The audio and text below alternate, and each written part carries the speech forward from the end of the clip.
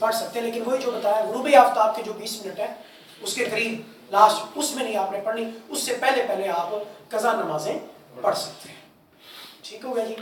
اور تیسری چوتھی اہم بات یہ، ہمارے یہاں ایک قضائے عمری کا ایک کنسیپٹ پیش کیا جاتا ہے غلط، کہ وہ بعض جمعۃ الوداع کے موقع پر یا رمضان المبارک کے آخری ویک میں جو ہے وہ چند نوافل ہوتے ہیں 4، وہ خاص طریقے سے پڑھے جائیں تو ساری زندگی کی قضا نمازیں ادا ہو جاتی ہیں. یہ ایک غلط فہمی پر مبنی تصورات ہیں. ایسا شریعت میں کسی قسم کا کوئی چکر نہیں ہے. ہاں یہ گنجائش ضرور موجود ہے کہ آپ کی بہت ساری قضا نمازیں ہوں تو آپ ان کو تخفیف کے ساتھ ادا کر سکتے ہیں. تخفیف کا مطلب یہ ہوتا ہے کہ مثلا آپ 4 فرض پڑھ رہے ہیں تو آپ رکوع اور سجود میں 5-7 تسبیحات کی بجائے 3 یا 1 بار تسبیح سبحان ربی العظیم، ٹھیک ہے، تسبیحات کی تعداد کو کم کر سکتے ہیں. یہ تخفیف موجود ہے. اسی طرح یوم یکون حساب تک پڑھنے کی بجائے آپ عبدہ ورسولہ تک پڑھ کے اس کے بعد اللہم صلی علی محمد وعلی آل محمد اتنا پڑھ کے، ٹھیک ہے، آپ جو ہے یہ مختصر کوئی دعا ساتھ شامل کر کے آپ سلام پھیر سکتے ہیں. یہ تخفیف موجود ہے، لیکن اس کے بارے میں بھی فقہاء کرام نے کہا اس کو معمول نہیں بنانا چاہیے، روٹین نہیں بنانی چاہیے. اگر بہت ساری نمازیں ہیں اور تو آپ کو ساری نمازیں ادا کرنا چاہتے ہیں، اپنی زندگی میں دل کو مطمئن کرنا چاہتے ہیں، تو پھر یہ تخفیف کا فائدہ لے سکتے ہیں. اسی طرح فرضوں کی تیسری اور چوتھی رکعت میں سورہ فاتحہ پڑھنا فرض یا واجب نہیں ہے، مستحب ہے. تو آپ سورہ فاتحہ کی جگہ 3 مرتبہ سبحان اللہ سبحان اللہ سبحان اللہ پڑھ کے رکوع میں جا سکتے ہیں. اس تخفیف کا فائدہ اٹھا سکتے ہیں تاکہ کم وقت میں آپ زیادہ سے زیادہ قضا نمازیں پڑھ سکیں.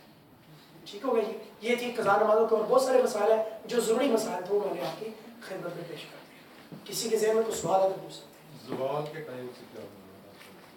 زوال کے ٹائم سے مراد جو ہے وہ یہ ہے جب یہ سورج نکلتا ہے تو یہ بلندی کو جاتا ہے. تو ایک ہے اس کا بلندی کو جانا، پھر ایک وقت ایسا آتا ہے کہ اس کا اوپر جانا جو ہے وہ بند ہو جاتا ہے اور پھر یہ نیچے کو آنا شروع ہو جاتا ہے. یہ جب اس کا اوپر جو چڑھاؤ ہے جب یہ بند ہو جائے اور اس کا نیچے آنا شروع ہو جائے، نزول اس کا نیچے آنا شروع ہو جائے، یہ جو نیچے آتا ہے اس کو بولتے ہیں اصطلاح کے اندر زوال، ڈھلنا، سورج کا ڈھلنا. ٹھیک ہے. اب یہ مختلف علاقوں میں اس کے مختلف ٹائمنگز ہیں، تو جب یہ کیفیت آتی ہے اس کو بولتے ہیں زوال کا وقت. ٹھیک ہے، سورج کا ڈھلنا. تو یہ مختلف علاقوں میں مختلف، بعض اوقات 40 منٹ ہوتے ہیں، بعض 50 منٹ، 1 گھنٹہ، 1 گھنٹہ 10 منٹ، تو مختلف ٹائمنگ ہوتی ہے موسموں کے لحاظ سے. تو اس وقت میں بھی جو ہے وہ نماز پڑھنا جو ہے وہ مکروہ ہوتی ہے. تو زوال کا جو لفظ ہے اس کا میننگ جو ہے اس سے مراد ہے سورج کا ڈھلنا. مغرب کی زیادہ کوشش کریں سوالات نہ کریں، جو بہت ضروری سوال ہے وہ کریں کیونکہ ہم نے کافی ساری چیزیں پڑھی. مغرب کی نماز باقی چیزیں آپ بعد میں مجھ سے ڈسکس کر سکتے ہیں. مغرب کی نماز شروع ہونے سے پہلے نماز وہ سجدہ نہیں ہوتا، وہ کون سی ٹائمنگ ہے؟ کتنے وہ منٹ؟ غروبی آفتاب کا وقت ہے، وہ سورج غروب ہونے کا جو وقت ہے اس سے 20 منٹ پہلے تک. 20 منٹ پہلے. اس کے بعد آئیے ہم اگلے سفر کی نماز کی طرف چلتے ہیں. سفر کی نماز کا طریقہ کار، اس میں سفر کی نماز کو ہم اصطلاح میں بولتے ہیں قصر. یہ لفظ آپ ذہن میں رکھ لیں، اور صاد راہ، قصر. قصر کا معنی ہوتا ہے کم کرنا. قصر کا معنی کیا ہوتا ہے؟ کم کرنا. کم کرنا، کمی. اردو میں ہم لفظ بولتے ہیں قصور. میرا کی قصور ہے، تیرا کی قصور ہے. تو یہ بولتا ہے لفظ قصور، کمی. یہ وہی لفظ ہے قصر، کمی، کوتاہی.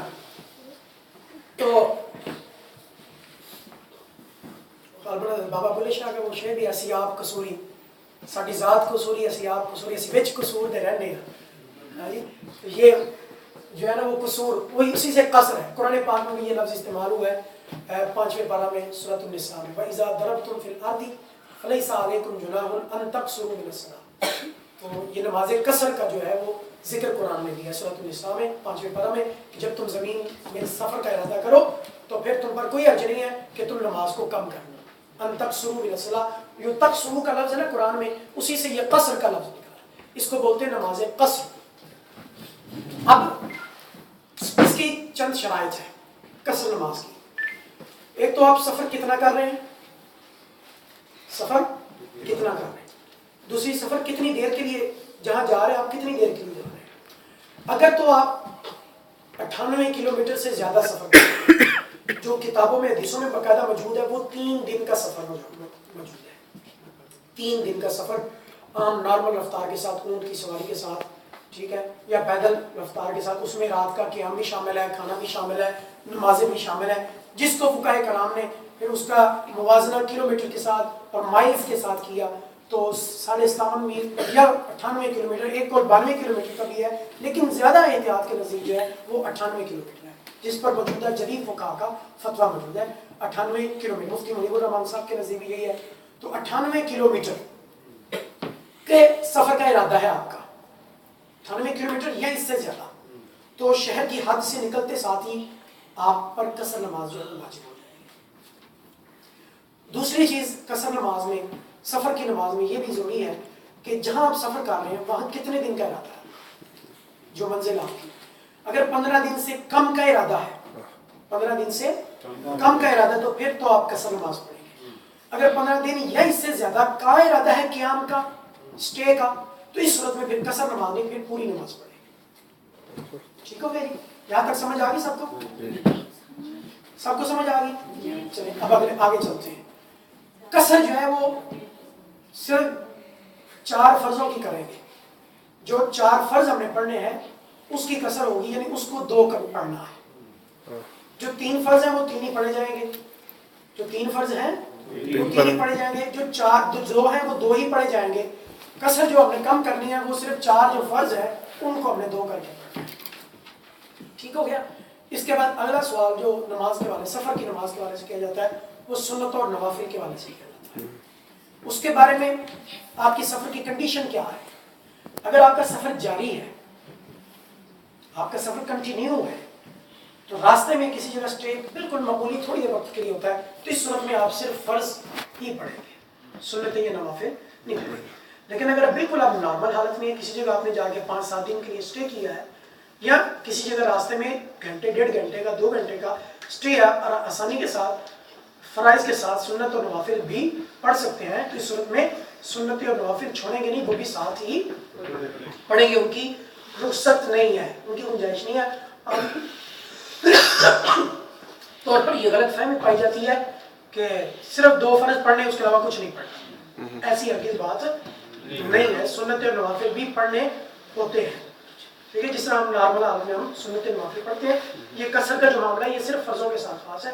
ہاں ایمرجنسی سچویشن ہے یا آپ کا سفر جاری ہے تو اس حالت میں کنٹینیو حالت میں جو ہے وہ آپ صرف 2 فرضوں پر اکتفا کریں گے، پھر سنت اور نوافل نہیں پڑھیں گے۔ سفر کی نماز میں ایک اہم مسئلہ یہ بھی ہے جماعت کے ساتھ نماز پڑھنے کا، اس میں 2 کنڈیشنز ہیں، امام مقیم ہے یعنی وہ مسافر نہیں ہے، مقتدی مسافر ہے، پیچھے نماز پڑھنے والے مسافر ہیں، اور امام جو ہے وہ مقیم ہے، وہ مسافر نہیں ہے، تو اس صورت میں جو مقتدی ہیں، جو مسافر ہیں، وہ پوری نماز پڑھیں گے اگر جماعت کے ساتھ پڑھیں گے۔ اکیلے پڑھیں گے تو وہ 2 پڑھیں گے فرض، لیکن جماعت کے ساتھ پڑھیں گے تو 4 رکعتیں پڑھیں گے۔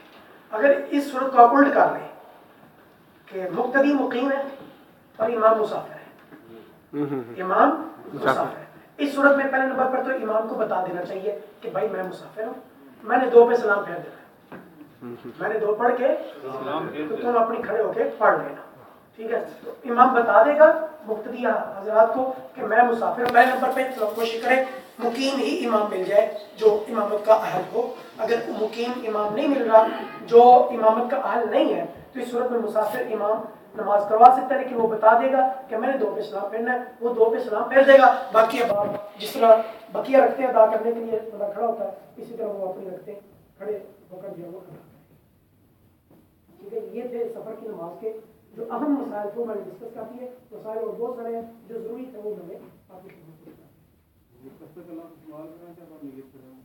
ہاں جی بالکل آپ کہہ سکتے ہیں 2 رکعت نماز قصر ضروری نہیں ہے، نیت اصل میں دل کے ارادے کا نام، آپ کہہ سکتے ہیں 2 رکعت نماز جو ہے وہ 2 رکعت نماز فرض قصر، ٹھیک ہے، بھارت اللہ پورا جکمل صاحب تک پڑھ کے سلام پھیر کے پیچھے والے کھڑے ہو جائیں گے یا پھر اس طرح کریں گے؟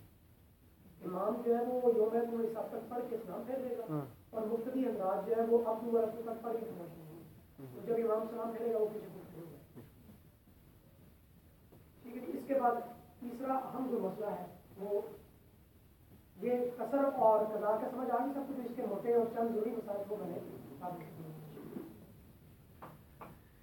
اب اس ایک اور انتہائی اہم مسئلہ ہے وہ یہ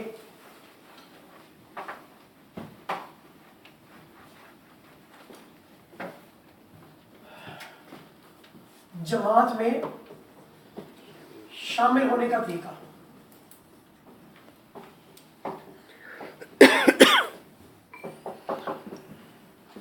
جماعت میں شامل ہونے کا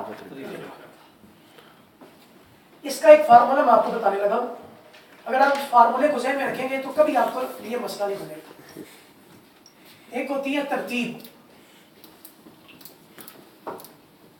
ایک ہوتی ہے تعداد.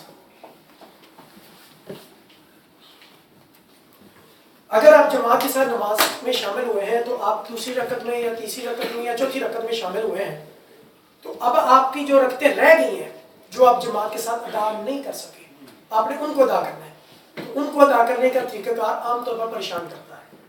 تو اب ہم اس میں ان دو چیزوں کو ذہن میں رکھیں کہ ہم نے ترتیب کا بھی خیال رکھنا ہے, ہم نے اور ہم نے تعداد کا بھی خیال رکھنا ہے. ہم نے تعداد کا بھی خیال رکھنا ہے اور ترتیب کا بھی خیال رکھنا ہے. ترتیب کا خیال, ترتیب مثلا پہلی رکعت, دوسری رکعت, تیسری رکعت, چوتھی رکعت. تو پہلی رکعت میں جو پڑھا جاتا ہے آپ جانتے ہیں, پہلی رکعت میں پہلی رکعت سبحانک اللہ سے شروع کی جاتی ہے, ٹھیک ہے, اور سورہ فاتحہ بھی پڑھی جاتی ہے اور سورت بھی پڑھی جاتی ہے. دوسری رکعت بسم اللہ سے شروع کی جاتی ہے اور اس میں سورہ فاتحہ بھی پڑھی جاتی ہے اور سورت بھی پڑھی جاتی ہے. اور دوسری رکعت میں ہم عبدہ ورسولہ پڑھتے ہیں, ٹھیک ہے, بیٹھنے کی حالت میں.